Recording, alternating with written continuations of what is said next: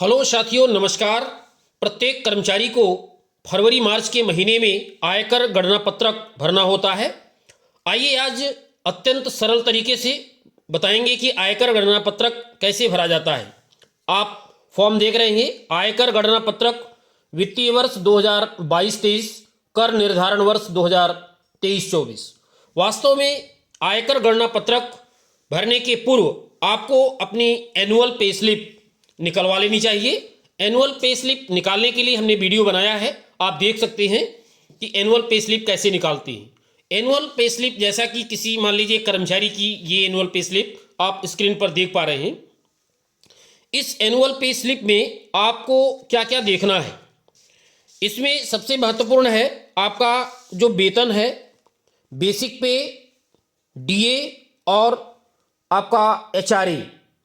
आप ध्यान दें, सबसे लास्ट में टोटल जो हुआ है ये बेसिक पे कहलाता है, 554,800 यहाँ पर लिखा है, और डीए के रूप में यहाँ पर ये दिया हुआ है राशि 18,55,31, और एचआरए इनका है 5,808, और इन तीनों का जो सम है ये यहाँ पर लिखा है 7,46,139। तो ये जो राशि है ये तीनों का सम है, यानी बेसिक पे, डीए और आपका एचआरए, तीनों का सम, इसको बोलते हैं ग्रास सैलरी।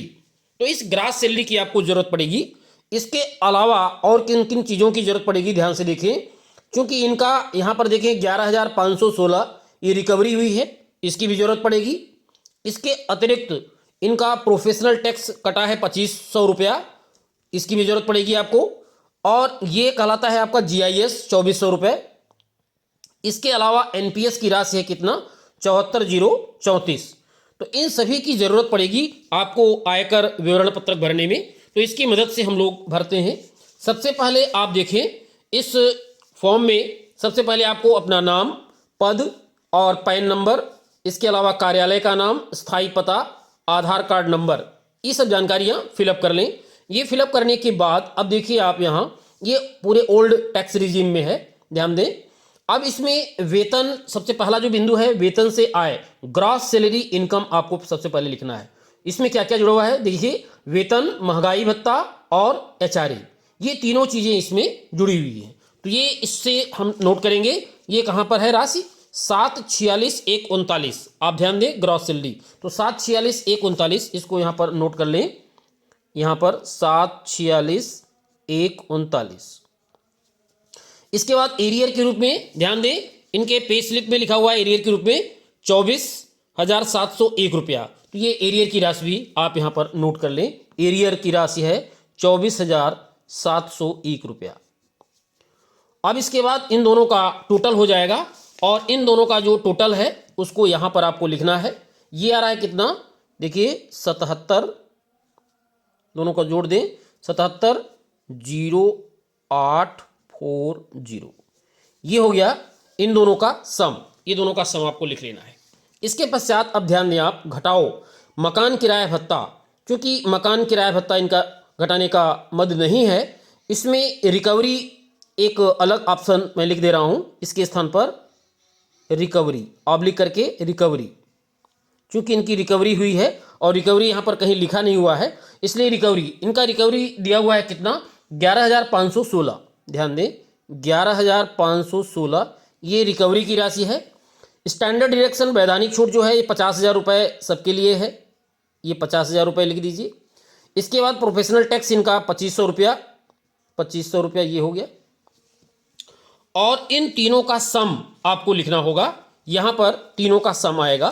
तो इन तीनों को आप जोड़ लें, और जोड़ने पर ये मिलेगा आपको 64,016।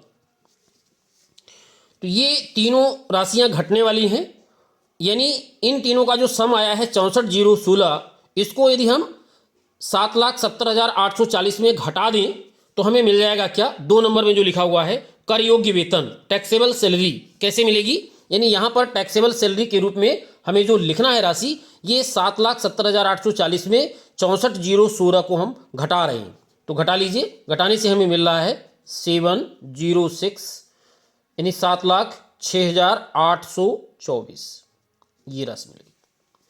इस तरीके से ये हो गया आपका कर योग्य वेतन, टैक्सेबल सैलरी। मकान संपत्ति से आय, यदि आपका मकान संपत्ति से आय है तो आप लिखें, अदरवाइज इसको नील कर दें, ये नील हो गया आपका।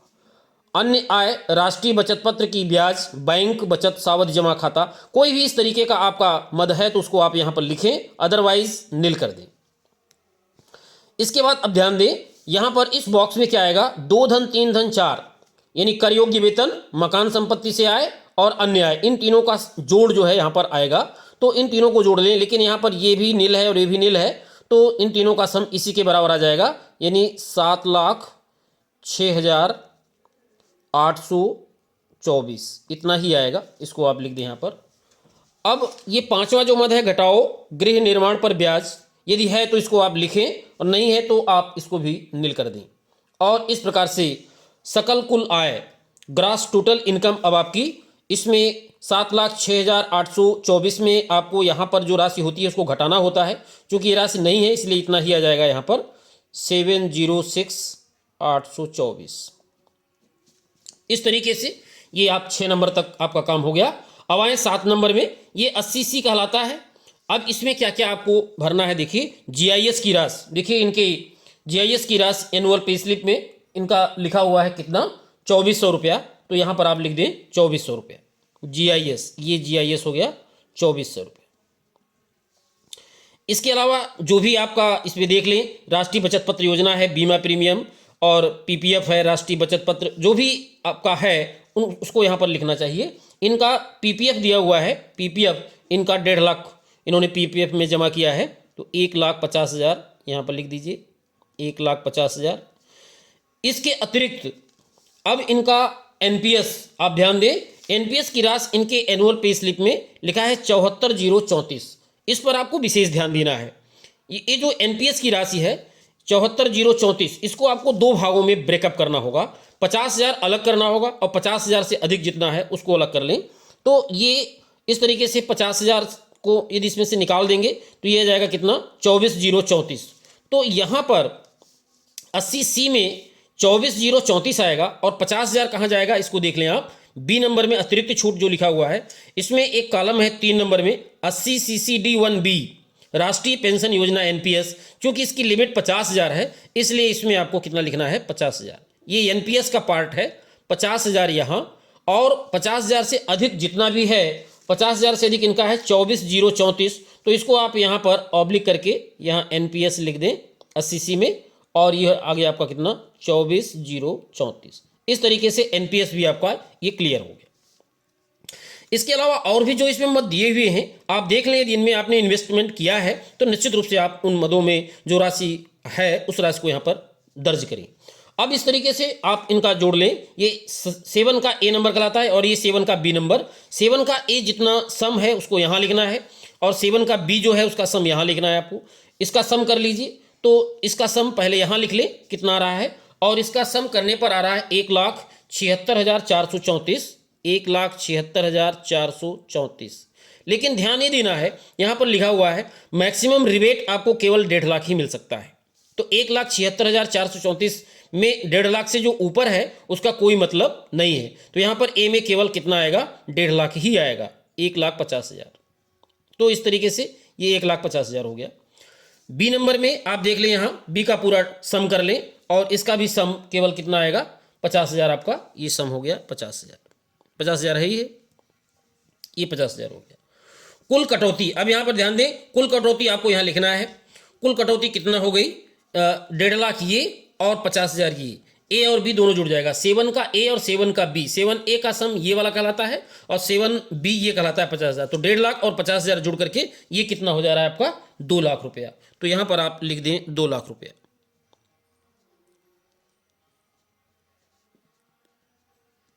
ये आपका 2 लाख रुपया हो गया। अब 8 नंबर में देखिए, नेट टैक्सेबल इनकम आपको लिखना है।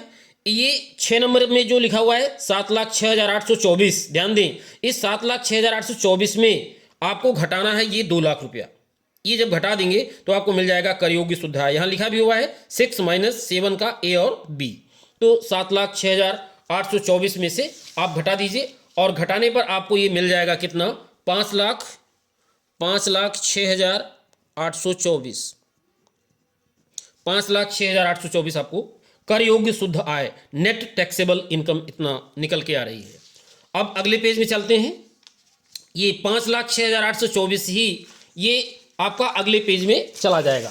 तो ध्यान दें, इस तरीके से ये आपका पेज है और इस पेज में आप देखें 8 नंबर में लिखा है कर योग्य शुद्ध आय, वही चूंकि है तो उसको आप लिख लें। ये कितना था, पिछले पेज का है ये 5,06,824, 5,06,824। और इस तरीके से अब आपको ध्यान देना है कंप्यूटेशन ऑफ इनकम टैक्स। अब इनकम टैक्स की गणना करनी है, यानी वास्तव में इस राशि पर आपको टैक्स लगेगा। ये जो राशि लिखी हुई है 5,06,824। अब इसमें सामान्य करदाता इधर है वरिष्ठ करदाता, क्योंकि ये सामान्य करदाता है इसलिए इधर हम गणना करेंगे, इधर कुछ भी नहीं करेंगे। पहले नंबर में लिखा हुआ है 2.5 लाख, प्रथम 2.5 लाख पर कुछ भी नहीं, नील, तो 2.5 लाख।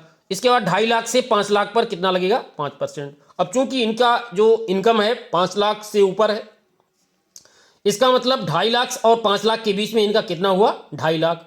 अब उस 2.5 लाख पर आपको 5% लगाना है, तो 2.5 लाख का 5% कैलकुलेशन कर लें आप, कितना आ रहा है, तो ये हो जाएगा 2,50,000।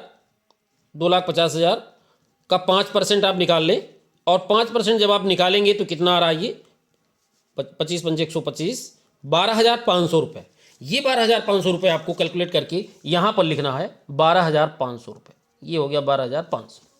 इसके बाद 3 नंबर में देखें 5 लाख 1 से 10 लाख तक 20%, यानी आपको ये देखना है कि ये जो राशि है ये 5 लाख से अधिक कितना है, तो आपको समझ में आ जाएगा। इसमें 5 लाख आप घटा दीजिए तो आपको कितना मिल जाएगा, 6,824। अब आपको कैलकुलेशन अगला क्या करना है, 6,824 का आपको निकालना होगा कितना, 20% आपको निकालना होगा 6,824, तो 6,824 का आपको 20% निकालने, 20/100 कर ले।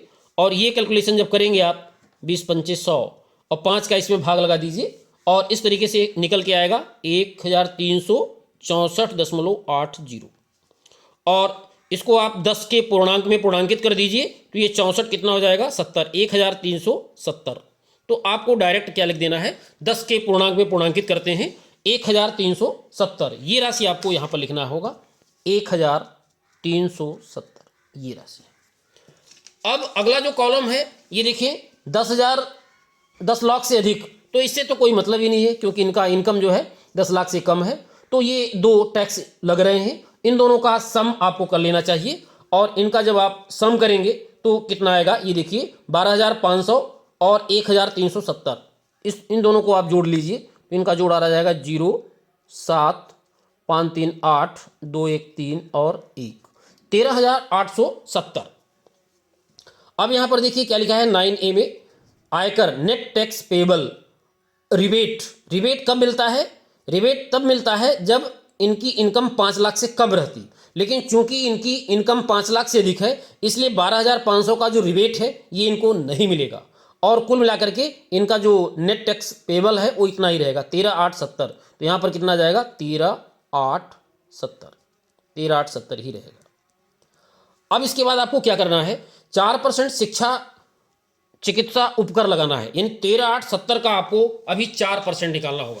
तो 13,870 का 4% ये भी कैलकुलेशन कर लें, 13,870 गुणे 4/100, ये भी कैलकुलेशन आप कर लें। और ये कैलकुलेशन करने पर आपको मिल जा रहा है 554.80, और इसको भी आप पूर्णांकित कर सकते हैं 554.80 को भी, या अभी ऐसे ही लिख दें फिर आगे टोटल में पूर्णांकित कर देंगे 554.80, ये हो गया इनका 4% शिक्षा उपकर। इसके पश्चात अब आपको 13,870 में 554.80 जोड़ करके कुल देय आयकर निकालना होगा, यानी 13,870 ये हो गया, 13,870 प्लस 500 प्लस 554 ये आपको जोड़ना है 0.80, इतना जोड़ लें तो ये 80 हो गया, ये 4 हो गया, 7 5 12 हासिल 1, 8 1 9 5 14 4 हासिल 1 और 3 1 4 और 14,424.80। इसको यदि आप पूर्णांकित करते हैं तो ये